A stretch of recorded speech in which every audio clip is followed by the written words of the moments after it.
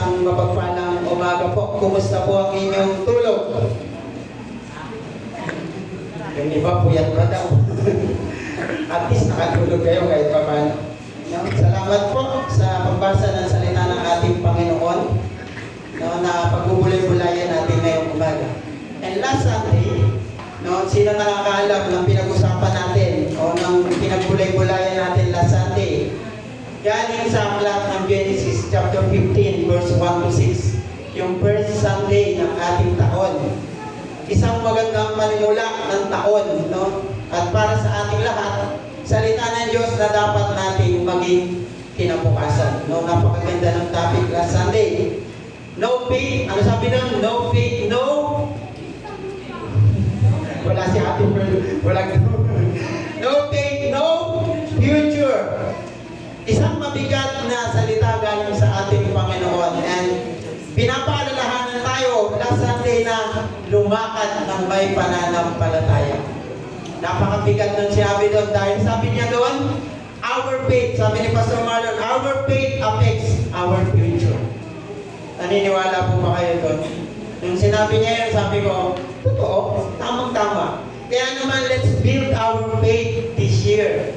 Kanina sa devotion ng Paul, about faith din. Kaya sabi ko, naka-series of sermon yata kami ngayong January kasama yung devotion ng Paul. Dahil our faith, totoo affects our future. This morning, isang paalala muli para sa atin na tayo ay sumunod at manatiling tapat sa ating pananampalataya. Papamagatan po natin itong obedience and faithful. Obedience and faithful. Galing po sa aklat ng Deuteronomy, chapter 4, verse 1 to 4. And bago po tayo mag-umpisa na saliksikin ang salita ng ating Panginoon, allow me to first to pray. Manalangin po muna tayo. Panginoon, salamat po sa iyong salita na pagbubulay-bulayan namin ngayong umaga. Salamat po kasi ikaw ang talaga sa amin dito, Panginoon, sa panambahang ito. Ikaw ang nagbigay ng daan patungo sa lugar na ito para kami po ay magbulay-bulay ng iyong salita. Salamat po kasi hindi po aksidenteng nandito kami upang makinig, magpuri, magpasalamat. Kanina po umawit kami ng mga makalangit na awitin. Naniniwala po kami na ito po ay naging kalugdan mo, Panginoon. Ganun din po, Panginoon, ating pong pinapanalangin ang aming mga samahan na nasa NCAC this morning to preach the Word of God there. Ingatan niyo po sila, Panginoon. Ganun din po ang mensahe ng kanilang maririnig. Papasukin ito sa kanilang mga puso at isipan. And kami po, nandito sa Sunrise, pakalinisin niyo po ang aming mga puso at maramdaman namin ang iyong salita na tumatakbo sa aming mga puso at mamay sa buhay namin ito. Salamat po ito po aming dalangin sa pangalan ni Jesus. Amen. Sabi doon, our faith. Paalala muli para sa ating lahat. Para hindi tayo malagpasan ng pangako at pagpapala ng Diyos. Ano-ano ba ang kailangan natin gawin bilang isang Kristiyano o bilang isang mananampalataya? Sabi po sa amin, sa Bible School, sa teaching doon, huwag daw basta-basta natin gagamitin yung word na Kristiyano. Ang kailangan daw gamitin natin ay yung word na mananampalataya. Sabi namin, anong pagkakaiba ng sinabi nating Kristiyano sa word na mananampalataya? Take note on this, mga kapatid. In tayong lahat ng Pilipino, lahat ng tao, we are called Christian. Lahat tayo Christian. Pero, ilan lang ang mananampalataya. Sabi doon sa datos, maya-maya malalaman natin kung bakit. Kadalasan, alam naman natin yung word na Kristiyano at mananampalataya. Pero this morning, ano ba ang kailangan natin bilang isang Kristiyano nananampalataya? Okay? Hati ko po ito sa tatlong bahagi. Una, we should be listened. We should be listened. Kadalasan, pag nagkakaroon tayo ng pagsuway, hindi pagsunod, hindi dahil sa ayaw natin talagang sumunod. Ito yun eh.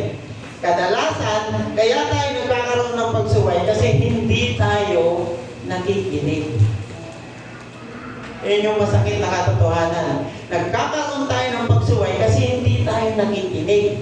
Hindi natin narinig or ayaw natin pakinggan. Tayo bilang isang naniniwala na mananampalataya kay Jesus, we should be always listen. Ano ba ang gustong mangyari ng Panginoon? Ano ang nais ipagawa ng Diyos sa atin? In verse 1a, sinabi niya dyan, ngayon, o Israel, pakinggan niyo mabuti. Tandaan niyo yung word na yan. Pakinggan niyo mabuti. Sa dahilan din na tayo ay nakakasuway sa kanyang utos kasi nagkukulang din tayo sa pangunawa patungkol sa pinakikinggan natin. Nalilito tayo sa mga bagay-bagay pero malinaw na sinabi ng ating Panginoon na kung inyong babasahin ang aklat ng Marcos chapter 4 verse 24. Marcos chapter 4 verse 24. Sabi niya doon, makinig kayong mabuti sa sinasabi ko. Bibigyan kayo ng Diyos ng pangunawa ayon sa inyong pakikinig. Sabi niya pa dyan sa dulo, at dadagdagan pa niya ito. Sa batas po ng tao dito sa ating mundo, kaya nagkakaroon ng paglabak dahil hindi natin nauunawaan ang batas. Hindi natin napapakinggan, nauunawaan. Pero ano ba ang sabi ng may kapangyarihan? Ignorance of the law. Excuses no. Kahit hindi natin alam, hindi natin pwedeng idahilan na iluli ka one way. Sorry po, sir, hindi ko po kasi alam, one way pala yan. Hindi natin pwedeng idahilan yun. Ganun din sa ating Panginoon. Hindi natin pwedeng sabihin sa Diyos na kaya tayo nagkaroon ng paglabag kasi hindi natin alam. Kaya mas maganda na tayo ay makinig at unawain ang naririnig. Tayo kadalasan mga Pilipino, ayaw na natin nakikinig ng balita. May patayan, ng mga paglabag ng tao. Pero masarap din po makinig ng balita. Alam niyo po kung bakit? Kasi sa balita natin malalaman o maririnig yung mga pinagbabawal ng gobyerno. And tayo po bilang isang Kristiyanong mananampalataya, Bible po ang pangunahing balita na kailangan natin marinig. Tayo din bilang isang tao, kadalasan, hindi natin pinag-iisipan yung ating mga kilos. Kaya tayo nagkakaroon ng pagsuway. Narinig na natin yung utos o yung batas. Pero dahil hindi natin pinag-iisipan ang ating kilos, doon tayo nagkakamali.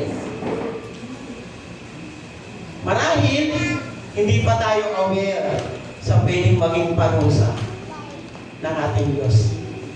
Aware kaya tayo, mga kapatid, na pag tayo ay lumabag sa utos ng ating Panginoon, mayroong kaakibat na parusa.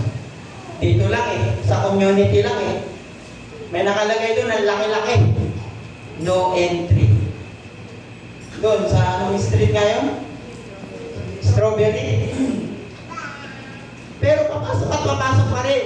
Yung iba, no, hindi ko naman nilalahat. Yung iba lang. No, papasok at papasok pa rin sila. Bakit? Kasi hindi sila aware sa pwedeng maging kaparusahan. Wala naman yan Mema lang yan, nilagay lang yan dyan. Pero kung ikaw bilang isang tao, alam mo yung batas, hindi mo na gagawin. No, pinag-iisipan mo yung kilos mo, hindi mo na gagawin. Ano sabi? Mateo 11:15. Kayong mga nakikinig, dapat ninyo itong pag-isipan. Narinig, nabasa na natin yung mga batas at utos ng ating Panginoon. Kailangan natin itong pag-isipan. Kailangan din natin ramdamin ang kilos o presensya ng ating banal na Espiritu ng Diyos sa buhay natin. Naniniwala ako na bago tayo gumawa ng aksyon, ito po, very relate ako dyan. Bago tayo gumawa ng aksyon, nagkakaroon tayo ng battle inside of us. Sa sarili natin, between ourselves na makabundo at ang banal na Espiritu na kumakausap sa atin. Walang kahit may isang tao na hindi dumadaan sa battle within ourselves. Meron nagsasabi sa sarili mo na sa kabila, hindi ako magsisimba. Sa kabila naman, magsimba ka. Naniniwala ako, tayo lahat dumadaan sa ganyan. Even me. Kahit ako, gising ako sa umaga, parang ayaw ako magsimba. Hindi pwede, hindi ka magsimba. Bakit? Ikaw magpipreach doon. Di ba? Hirap naman. No, kaya tayo, bago tayo gumawa ng action, kailangan natin pag-isipan. Ano yung magiging consequence na ito? Ourselves, nagkakaroon ng battle dyan. Makamundo at ang banal na espiritu na kumakausap sa atin. Every day, nandyan ang banal na espiritu para kausapin tayo. Sa Pahayag chapter 3, no, basahin niyo po yan, mababasa natin dyan. Yung sinabi dyan, ang lahat ng may pandinig ay makinig sa sinasabi ng Espiritu sa mga iglesia. Malaking bagay na marunong tayong makinig para hindi po tayo makasuway sa utos ng Diyos. Araw-araw may nagsasalita sa atin. Alam po ba natin mga kapatid na sa ating pakikinig, or kung marunong tayong makinig, magkakaroon tayo ng mabuting pangunawa at mabuting aksyon o pasya. Makakapag-isip tayo ng mabuti, makakagawa tayo ng mabuti kung tayo ay makikinig. Sabi nga nila, huwag tayong padalos-dalos. Pag-isipan muna natin maigi. And malaking kapahamakan po ang maitutulot niyan sa atin sa hindi pakikinig. Ang sabi doon, sa Kawikaan, chapter 15, verse 31 to 32, kung inyo pong babasahin sa inyong mga Biblia, ang marunong makinig sa paalala ay mayroong unawa at mabuting pasya. Ipinapahamak ang sarili ng ayaw makinig sa pangaral. Ngunit ang nagpapahalaga sa paalala ay nagdaragdag ng kaalaman. Kaya mga kapatid, ang pagsuway ay dahil sa ating hindi pakikinig. Ngayong bagong taon, pinalalahanan tayo ng Diyos na hindi lang dapat tayo marunong magsalita. Nagre-reklamo tayo kung hindi tayo ay para din. Madalas nagre-reklamo tayo. Pero tayo po ay binigyan din ng paraan o ng dahilan ng Diyos para tayo po ay makinig. Isang malaking salita na dapat nating marinig ay ang salita ng Diyos na galing sa banal na aklat. Naniniwala po ba kayo na pag kayo ay nagbabasa ng Biblia, nagsasalita ang Diyos para sa inyo? Every time na tayo ay nagbabasa ng Biblia, kausap natin ang Diyos. Malaking bagay po na marunong tayong makinig sa sinasabi ng Diyos. Sa salita ng Diyos at sa mga taong gagamitin ng Diyos. Sa mga yan, maaari tayong mailuwid basta willing tayong makinig. Huwag po tayong matakot sa mga correction, lalo na kung alam natin na ito ay paraan ng Diyos para mailuwid tayo. Kadalasan pinipili lang natin yung salita na gusto natin pakinggan. Kadalasan yung gusto lang natin, yung gusto natin pakinggan. Yung ayaw natin, deadma. Ang gusto lang natin yung pwedeng makikinabang tayo. Ayaw natin ng correction. Ayaw natin ng pagpuna. Start our year with the reading of our Bible. Dahil sa Bible, makikita na pinuhuna tayo ng Diyos sa maraming bagay. Maraming oras ang nasasayang sa maraming bagay. It's time naman na pagpuunan natin ang pansin ang salita ng Diyos. Every morning, make your daily life productive by reading your Bible. Sa salita ng Diyos, walang sayang. Lahat yan, kapupulutan natin ang araw. Kasabay ng ating pakikinig, our second point, after natin marinig, after that we listen, obey to task given.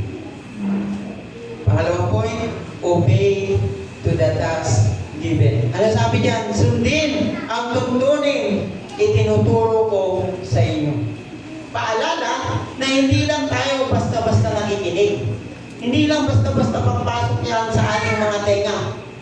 Marapat dapat natin itong sundin. Kaya lang, likas sa ating mga tao ang pagsuway.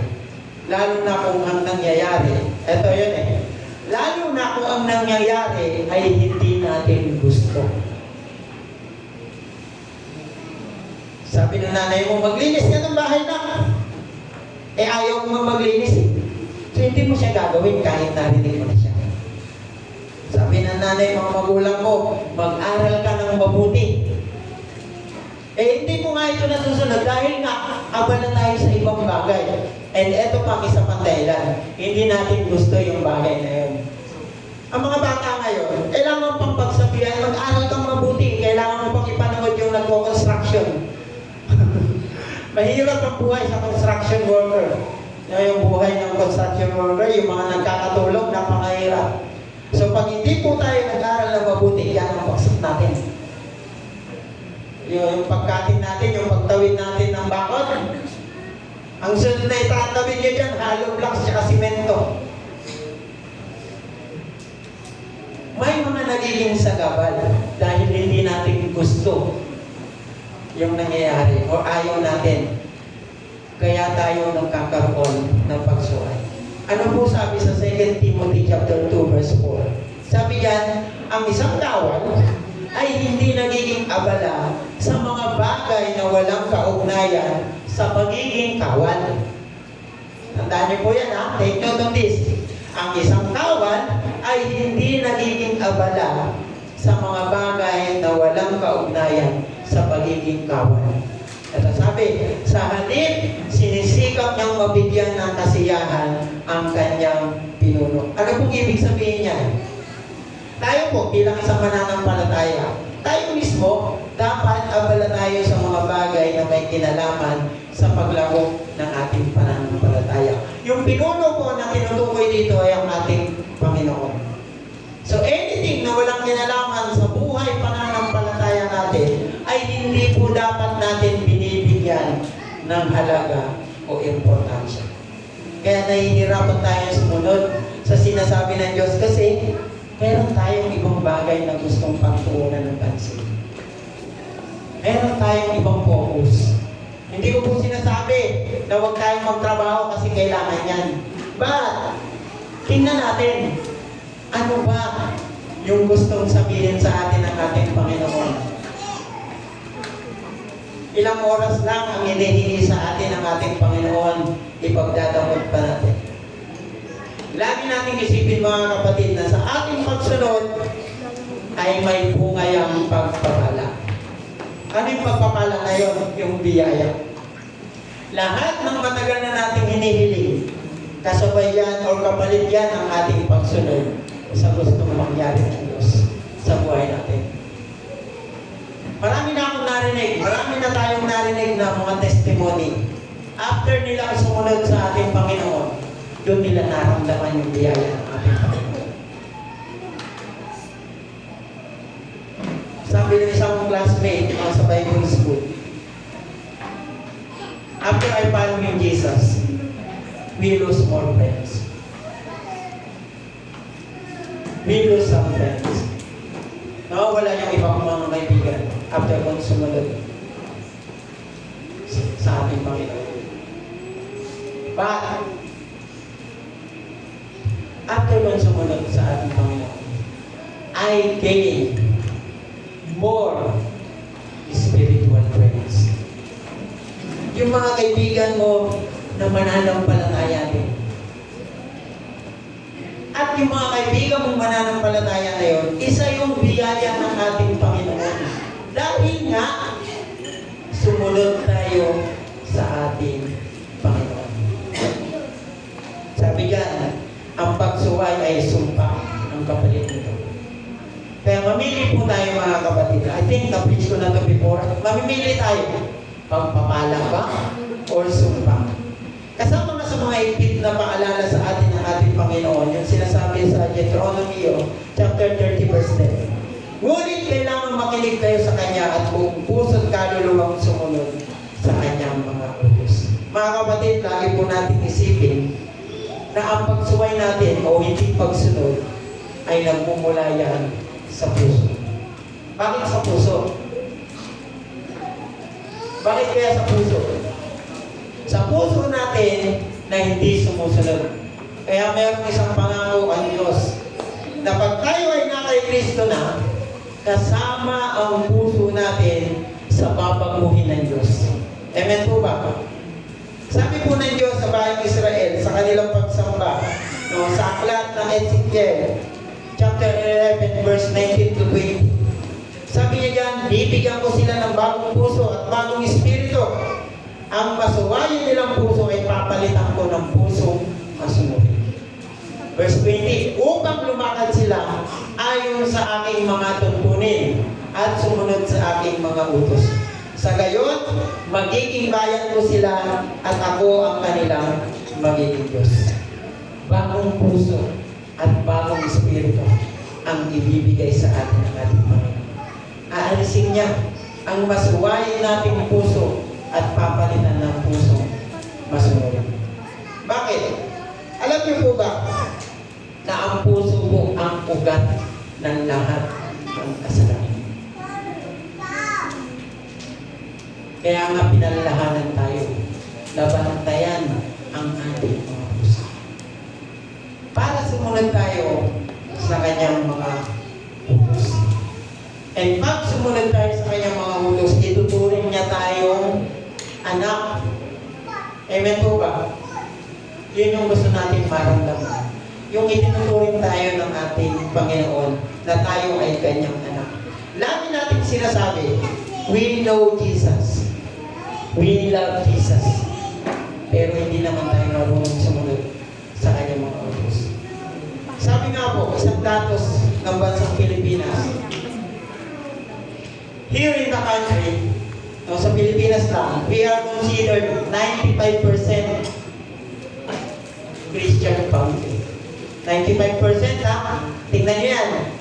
And tayo po, yung denomination natin, yung kamakot natin, as one of the 111 evangelical churches sa Pilipinas. And yet, look the corruption data sa bansa natin.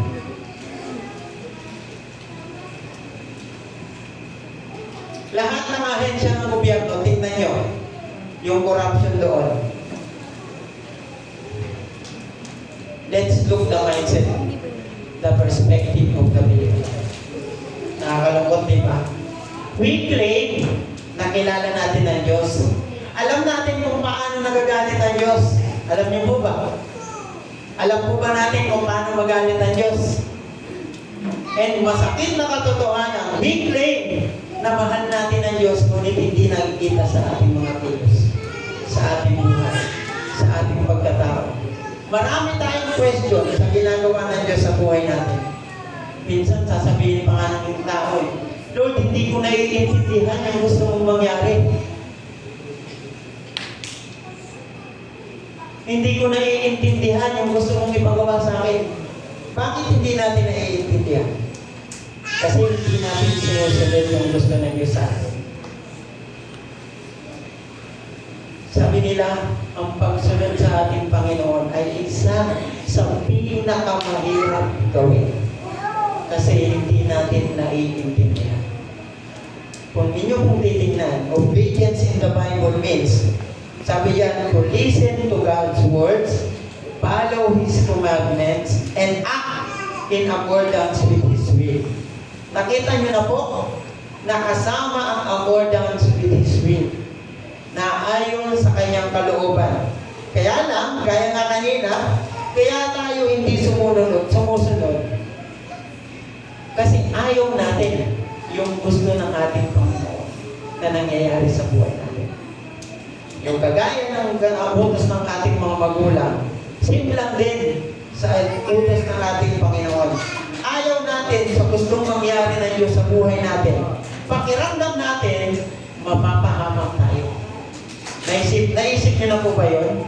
Ano ba naman yan, Lord? Yung gusto mong ipagawa sa akin, ikapapahamak ko naman yan. Minsan natatakot tayo sa bagay na yun. Natatakot tayo sa mga bagay na hindi naman dapat kinakatakutan.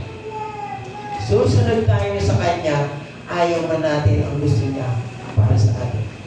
Masakit, nakakabahala, pero kung yan ang gusto ng ating Panginoon, sundin natin.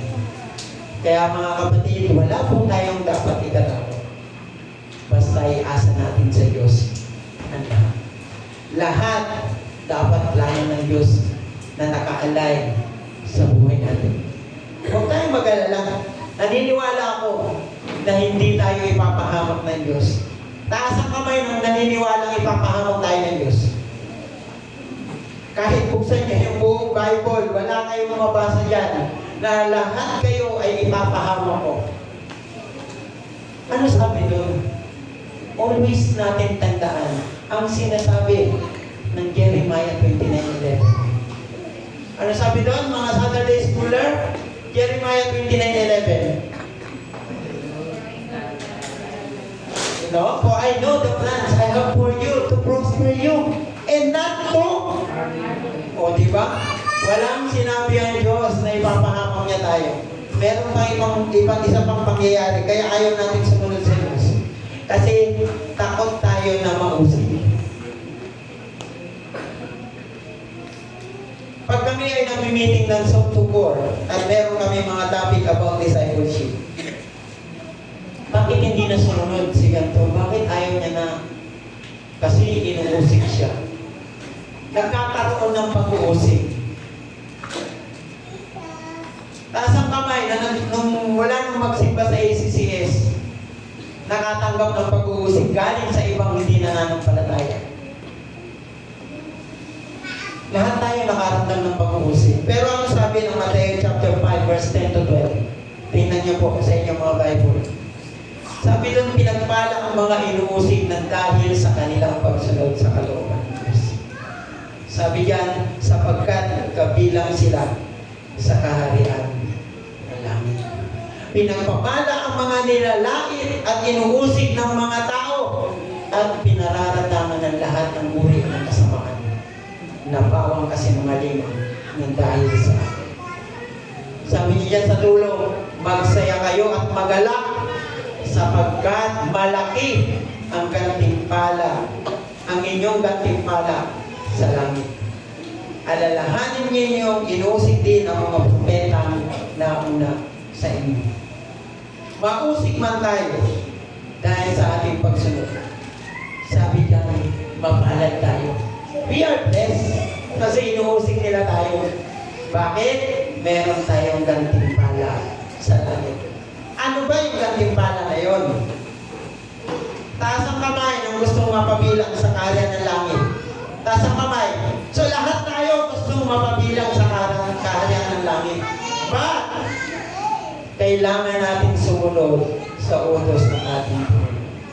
Sinabi din diyan na habang inuusig tayo sa ating pagsunod, magsaya tayo. Meaning, habang sinusunod natin ang Diyos at inuusig nila tayo, dapat meron tayong pusong may kagalakan. Medyo awkward, no? Inuusig ka na, masaya ka pa. Pero yan yung gustong mangyari ng ating Panginoon. Kaya nating magpuri at magpasalamat sa Diyos habang inuusig tayo. Ba, kailangan natin sumunod. Okay, mga kapatid, pangatlo, mga kapatid, after nating marinig at yung sumunod, let's proceed to our third point. Remain faithful to our Lord. Isa po sa sinasabing mahirap panindigan ng mga mananampalataya ay itong word na ito. Yung manatiling tapat sa ating Panginoon. Manatiling tapat sa ating Panginoon. At kung tayo po ang tatanungin, celebrate po tayo sa inyong kinauupuan. Mahirap nga po bang manatiling tapat sa ating Panginoon?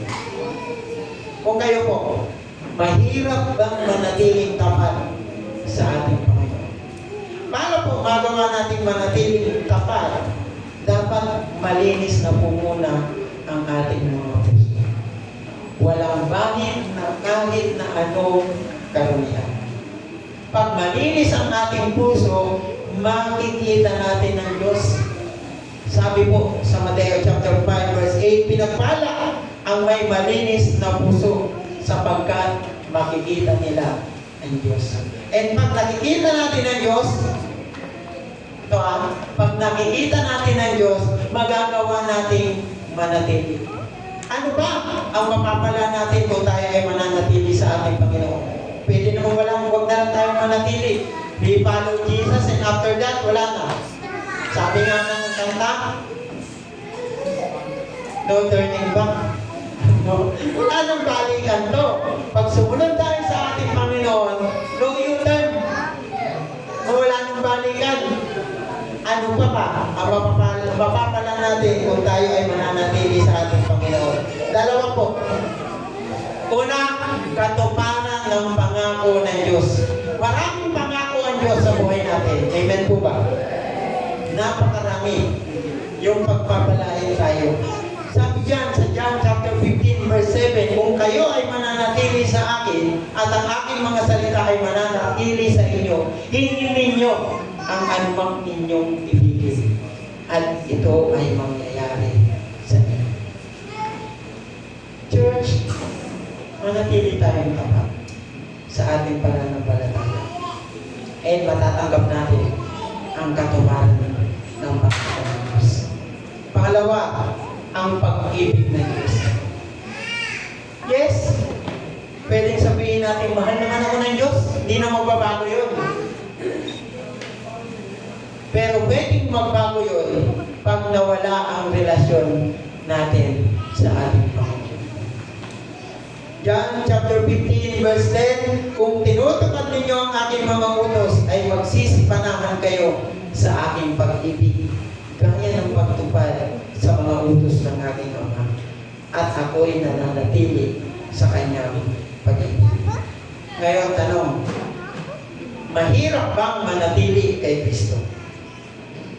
Mahirap.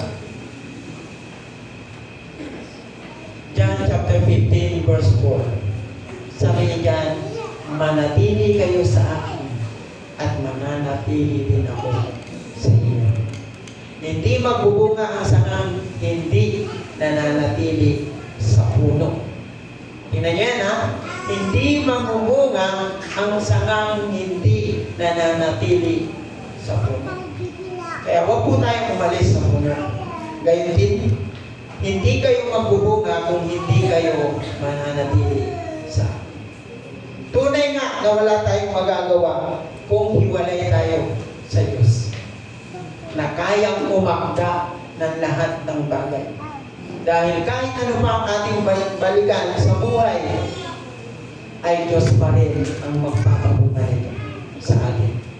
Kahit marami tayong alalahanin, Diyos pa rin ang magpapala sa atin. Kaya mga kapatid, anuman ang gagawin natin ay dapat laging kasama ang Diyos. Dahil hindi tayo mabibigo. Hindi tayo mabibigo pagkasama natin ang ating Panginoon. Isa pang pagpapala natin sa pananatiling tapat sa ating Panginoon na pwede nating matanggap ay ang kaligtasan mula sa Diyos. Sabi po sa talata na binasa natin kanina, Deuteronomy chapter 4 verse 4b, ngunit kayong nananatiling tapat kay Yahweh na inyong Diyos ay buhay pa hanggang ngayon. Kung inyo pong babasahin yung aklat ng Deuteronomy, isang napakagandang pangako ng Diyos na premyo sa ating mananampalataya. Sa mananatiling tapat ay ang ating kaligtasan. At kung inyo pong susundan yung Book of Deuteronomy, nandito po yung paglalakbay ng mga Israelita papunta sa promised land. Kaya nasabi ng talatang ito, dahil sa kanilang pananatiling buhay pa sila. Pananatili, buhay pa sila. Dahil din sa grasya at habag ng ating Panginoon. Bagamat ang Deuteronomy chapter 4 ay panawagan ng ating Panginoon na pinadala kay Moises sa kanila na maging masunurin, kasama po sa paalala niya sa mga ito na manatili tayong tapat. tayo din po mga kapatid, yan din ang gustong sabihin ng ating Panginoon. Bilang Kristiyanong mananampalataya, habang tayo ay lumalakad sa plano ng ating Diyos sa buhay natin, marami pong sisira ng ating pananampalataya. Maraming susukat kung gaano nakatibay ang ating pananampalataya. Maraming susubok sa pagsunod natin sa ating Panginoon. Kaya naman, remain faithful to our Lord. Psalm 46 verse 10, Be still and know that I am God. I will be exalted among the nations. I will be exalted in the earth. Huwag nating kalimutan na siya ay Diyos. Huwag nating kalimutan na siya ay makapangyarihan. Siya ang may likha ng lahat sa ating buhay. Ang lahat ng bagay na nasa atin ay siya ang may likha. Sino ang nakakapanood ng latest na balita ngayon, yun ang nangyari sa LA? Trending na trending. Isang patunay, no, before that, sino nakakabasa na bago nangyari yun, ano yung ginawa nila? They mamagad. Nakakilapot, diba? Ubus lahat. Nagrally pa sila bago yun. Avoid God. No, alisin. Ay, hindi nila kailangan ng Diyos. Yung base sa pagkakaunawa. No? Gusto nilang mangyari walang Diyos doon sa lugar na yun. And tingnan nyo, ubos. Kahit sikat na tao, mga personalities, mga basketball player na doon, si Kawhi Leonard, yung bahay niya na ubos. Isang patunay na lahat ng bagay na meron sa atin ay galing sa ating Panginoon. And pag sinaway natin ng Diyos, kukunin niya ang lahat ng bagay. Isang bagay na akala natin okay na tayo. Sa lahat ng bagay na natatamasan natin, nakakalimutan na natin ng Diyos. And masakit na katotohanan, kukunin at kukunin yan ng ating Panginoon. Pumunta tayo sa lupa ng hubad, aalis tayo ng hubad. Wala kahit isang dala. Kahit yung pinaka-favorite mong damit, yung pinaka-mamahalin mong bag, iwan mo yan. Hindi mo yan madadala doon. Mga kapatid, huwag natin kalimutan na siya ay Diyos at Diyos na makapangyarihan sa lahat. Ang tangi lang natin gawin ay manatiling naniniwala sa Kanya at nananatiling tapat sa ating pananampalataya. Huwag po sana humantong sa atin, no? Sa ECCS o sa Sunrise man lang na imak natin sila. Baka maubos yung Sunrise. Pero naniniwala ako na hindi mangyayari. Dahil tayong lahat ay nananatiling tapat sa ating Panginoon. Palakpakan naman natin ang ating Panginoon, no? Sa buhay natin. Ngayon, tanong ulit, mahirap bang manatiling tapat sa ating Panginoon? And kung ako po ang tatanungin, hindi. Hindi mahirap. Basta may Kristo sa ating puso. Yan ang keywords. Kristo sa puso. Kristiyano may puso. Kristyanong mananampalataya na may puso ang kailangan ng Diyos. Bakit may puso? Ang puso, sa puso nagmumula ang lahat ng kasalanan. Santiago chapter 1 verse 15, at ang pagnanasa, kapag naitanim mo sa puso, ay nagbubunga ng kasalanan. Bago pa yan tanggapin ang ating isipan, dadaan muna yan sa ating puso. Kaya nasasabi na ang puso ang ugat ng kasalanan. At sinabi rin niya, ang lumalabas sa tao, no? Marcos chapter 7 verse 20 to 23. At sinabi rin niya, ang lumalabas sa tao ang nagpaparumi sa kanya sa kanina ng Diyos, sapagkat sa loob, sa puso ng tao nagmumula ang masasamang isipan, nag-uudyok sa kanya upang makiapit, magnakaw, pumatay, mga lunya, mag-imbot, gumawa ng kasamaan, tulad ng pandaraya, kahalayan, pagkaingit, paninirang puri, pagmamayabang, at kahangalan. Ang lahat ng ito ay nanggagaling sa puso. At ang mga ito ang siyang nagpaparumi sa atin. Mga kapatid, kaya nga, panatilihin natin malinis ang ating mga puso para manatili tayo tapat sa ating Panginoon. Ang ating katapatan sa ating Diyos na buhay, sa Espiritu at sa katotohanan. Mga kapatid, yung tatlo na yan, sa ating konklusyon. Una, ang pagsunod ay isang hambang na kinakailangan gawin ng lahat ng mananampalataya. Ang pananampalataya ay isang matibay na pundasyon para sa ating buhay at kaligtasan. Natutunan natin yung tatlong bagay na yan na pinagkulay-kulayan natin. Ang tatlong gawain na dapat ginagawa natin bilang isang Kristiyanong mananampalataya. We should be listen first para magawa natin ang mga bagay na gusto ipagawa sa atin ng ating Panginoon. Para magawa yan, kailangan natin makinig at pakinggan maigi ang kanyang mga tuntunin. Next, after natin marinig, we need to obey that is given by our Lord Jesus Christ. Narinig na natin, nagkaroon na tayo ng kamalayan sa bagay na yon. Doon mag-uumpisa ang hakbang ng ating pagsunod. Kailangan natin sumunod kahit hindi natin nauunawaan, kahit hindi natin gusto yung plano ng Diyos sa buhay natin. Marami man tayong hindi naiintindihan, kailangan pa rin natin sumunod. Pagpasok mo ng praise and worship team, ayaw mo, pero yan ang gusto ng Diyos sa buhay mo. Kailangan natin sumunod. Kahit sinasabi ng iba na mahirap maniwala, mahirap manatili, kaya natin. Bakit? God is with us. Amen? Kasama natin ang Diyos. Panatilihin natin ang salita ng Diyos sa ating mga puso.